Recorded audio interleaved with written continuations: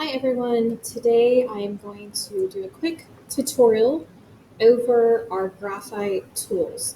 So part of your supply list um, includes graphite. Now there's a lot of different graphite out there, a lot of different brands, a lot of different choices. So I'm just going to explain a couple of the basics to you so you have a better understanding of maybe what is in your kit and what all the different pencils are for and what they do. It can be a little bit overwhelming if you've never used these before and you're not quite sure what they're all about. All right, so let's get started. So first things first, there are two types of graphite pencils. One is H, so H pencils. H, an easy way to remember that is H could stand for hard lead. So a hard lead, these are typically lighter. This is a pencil that you would use for your sketches when you're lightly starting to do a drawing, because especially if you have lines that are going to be, see how light that is, you can barely see it. If you have lines that are going to be painted over, or maybe you're just trying to figure it out, you have a lot of different shapes to make and you're not quite sure, you don't want to make a final hard line. So the H pencil, I usually recommend that you start with an H, just plain H.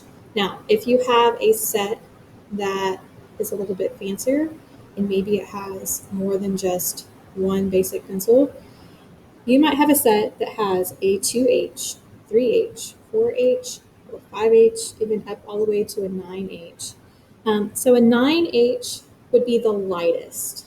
And it's a little bit confusing. So on our H leads, 9 is the lightest. But then when we get to B, the 8B, 9B is the darkest. So H9 is the lightest, and then we'll get into the B's in just a second. All right, so in my set that I have right here, I have a 5H. The 5H would be the lightest one out of my group. So if I wanted to kind of have a line that almost disappears on my paper, I would pick up my 5H to start. If you don't remember what they all do, H is always a good place to start. Okay? All right, so then let's look at our B leads. So B, I like to think of B as your blender. So these pencils are what you would use to shade with. Right? We're not going to be sketching with these because these are softer lead, and these are the kind of the workhorse of your tool set. So this is an HB pencil. HB is basically kind of the middle of the road. So HB is in between our H's over here and our B soft leads over here. Now, what's really cool, you might have noticed this before, but on your regular number 2 pencil, it says right here, it says H, HB. These two are exactly the same, exact same thing. So if you don't have a fancy graphite set, that's okay. You can start with your HB pencil and you can still get a lot of work done.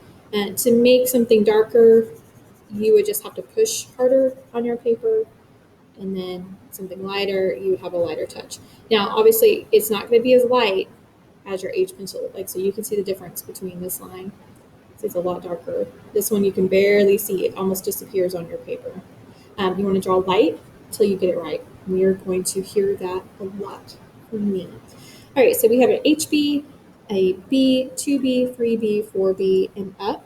So in this set, looks like I've got a 6B right here. So in this case, my 6B is my darkest out of the Bs. So here's a 4B, for example, 3B, and then 2B. Nope, that one's broken. And B, and then you can see how it's getting lighter and lighter, and then our HB. So out of this, if I had a very dark space that I wanted to shade, my 6B would be the one I would choose. Now, we always work from light to dark, so it doesn't matter what we're drawing, even if it's going to be, have a lot of shading and shadow to it, you're always going to start with these guys. So you're going to start with your H's, and then you're going to work your way up. So we would start with a little bit of HB to shade, and then we'd add in our contour shadows and all our different shadows, working our way slowly up. We want a wide range of value in our drawing. And I'll do another video that's going to be one of your first projects, is creating a value scale with your pencils. And that video will be tomorrow to watch. All right, now, if you happen to get a set of pencils that looks like this, these are woodless graphite. So all that means, so this pencil and this pencil are the same color, the same shade. The difference is this one right here is surrounded with wood. This one is solid graphite. Now, for beginners, these with the wood are just fine. These are more durable. So if I drop this one on the tile floor, it's not going to shatter to pieces. Now, if I drop this one, even if I drop this one on the countertop, it might break into pieces. This one is very fragile. It just has kind of this light plastic coating on around it. It is not that durable. And these are good for high school students or experienced artists. These are good. The benefit is you have more graphite to work with. So if I'm shading, I have more, I can cover more area with less time. So that's kind of the difference between these two. I always work with these, but I've got several sets of these throughout the years. And I buy the Prismacolor brand of these. They are an investment. Now you can get these. This is Artist Loft brand. They have these at Target, Walmart. I've even seen them at Five Below. You can also order kind of an economic at Blick, artsupply.com. They have a student graphite set that is very affordable. There's a couple of links on the founder's website to different art supply choices, and also in all my newsletters that I send out, my emails, I'll include the links for different choices for these pencils. So if you want an investment, look for Prismacolor. You can buy the Prismacolor brands at Hobby Lobby, Michael's. I use the 40% off coupon. I think they average around $15 for a set, and then you get the 40% off coupon. So it makes it a pretty good investment, especially if you are someone that really spends a lot of time drawing, or you're going to take a couple of the high school studio art classes for a few years. So I would go ahead and invest in quality, protect them, take care of them. These are your tools, and you want them to last. All right, so real quick note on some other tools. Now, sometimes when you're shopping, you have to read closely. Now, this set to 10, it's kind of confusing, looks just like the graphite sets, but this is not graphite. This is charcoal. Okay, so these are just wood. This is charcoal surrounded with wood. It's a different medium. We will use charcoal in the class. I have vine charcoal, which is a very thin charcoal that we use for kind of gesture drawings, figure drawings. You don't need this set. You need the graphite. Okay, graphite we will use every single day in this class. Even if we're doing a watercolor, you will use your H pencils as your outline to get started. You might have seen this in a set. So this is the same thing as this. It's just in a different form. This is a charcoal stick. So this is good for if we're using like the side shading, things like that. I'm going to use the edge of it. But this one is very, very soft. So it's a different medium completely than the graphite. So just make sure you're looking for graphite, not charcoal. You don't need that set right now. All right. The other thing that your set will typically come with is an eraser. So mine's been kind of worn down. This is a Prismacolor Magic Eraser. They're usually bright white, perfect squares. Now, as you're working, you want to be real careful. You don't want to use all the edges at the same time. You want to keep a couple of the edges in more pristine condition because you need the ability to have kind of a sharp erase. Like you want to have a sharp line if you have something like, especially on portraits, it's very helpful to have clean, crisp edges on your eraser. So I typically try to use just one side at a time, and then keep my other sides pristine for that detail work. Now, you also will probably have this. This is called a kneaded eraser. They come in a little plastic. It's kind of a Play-Doh clay kind of material. Now, these are not toys. You're not going to take it and roll it up in a ball and knead it and play with it all the time. You want to keep it in the wrapper and only use a little bit at a time. So this guy, you use in a little bit different way. Like, let's say I got too much graphite on my paper, I can kind of use it to lift some of the graphite off my paper and make it lighter. You can erase with it. You're not going to get all of it erased. It'll leave a little bit. This one is better for kind of big mistakes. But you don't want to touch it too much either, because the oil on your hand will come off on your eraser and then it gets real hard and stops working. So this guy, I keep mine just like this and wrapped up, and I only kind of peel down what I need at a time. And also it's nice because if your other hand gets dirty, you have this protected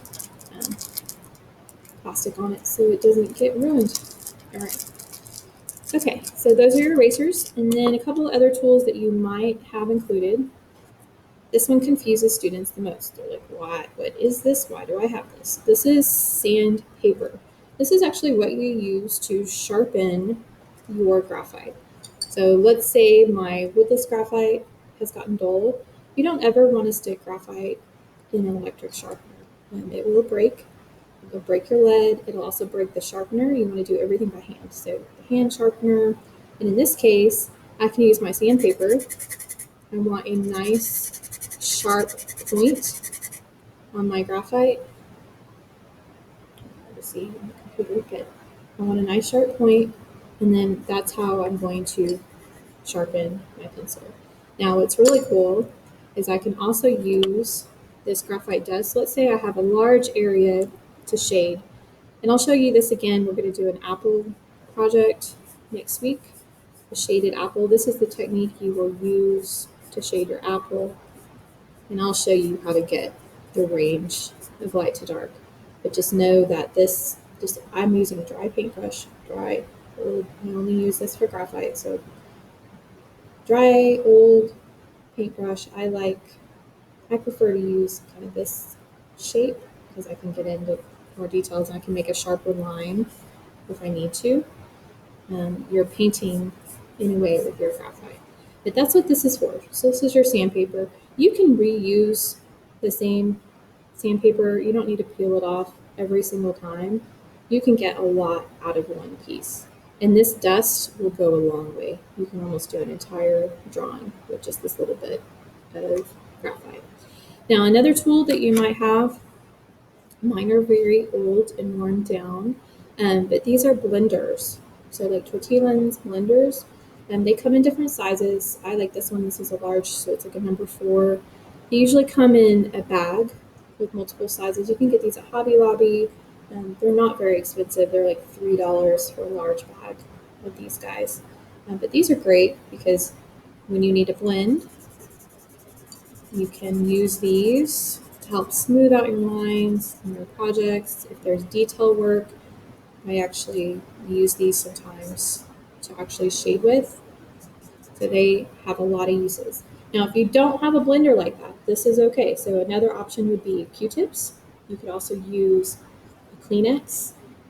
Even a rolled up kind of paper towel will work. There's a lot of homemade options for these guys if you don't have a kit that comes with these, or if you can't find them in the store, and that's not a problem. Don't stress about it.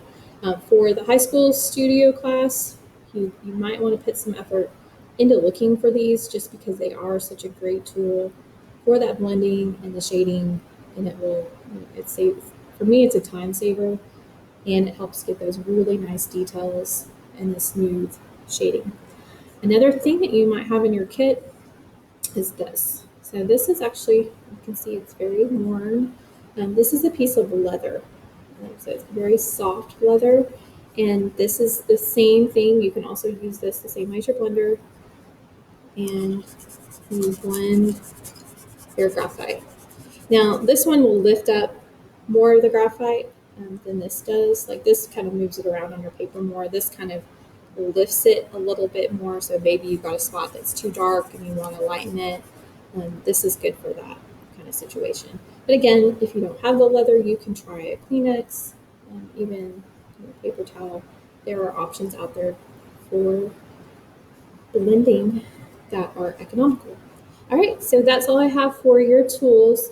I am pre-recording these videos as a reference because a lot of times, um, we're going to have students at different paces, and sometimes you need to just pause a video and go back or listen to parts of the recording, and that's fine because we all work at different paces, and some of you guys are familiar with this, but some might be brand new.